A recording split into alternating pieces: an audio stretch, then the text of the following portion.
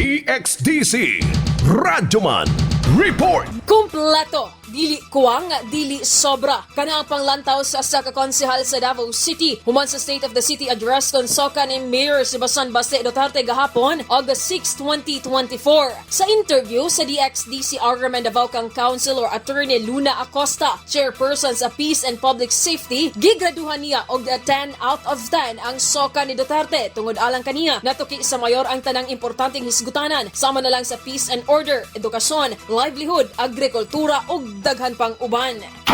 Nalipay kayo kuno sa State of the City address ni Mayor Baste kay naingon jud niya iyang mga pain points and improvements sa ang local government. Nahimo po siyang challenge ato ang mga Dabawenyo no kay gi-highlight jud niya ang Dabawenyo disiplinado. So part po na sa ang mga Dabawenyos na musubay jud ta kung unsa iyang ginaingon.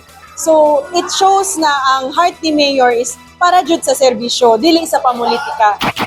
Mitatak usab kang Attorney Acosta ang gisulti sa alkalde nga hatagan og tsansa si DCPO Acting Director Police Colonel Hansel Marantan nga ipakitang tinud-anay ang serbisyo niini sa dakbayan. Mapasalamaton ang konsehal ngadto kang Duterte tungod unod gyud sa Soca niini ang iyang tinuod nga gugma sa Dabawenyos nga matud pa walay sagol nga pamulitika. Kasama mo sa balita og serbisyo publiko. RadyoMaN Ivy Parido, tatak RadyoMaN.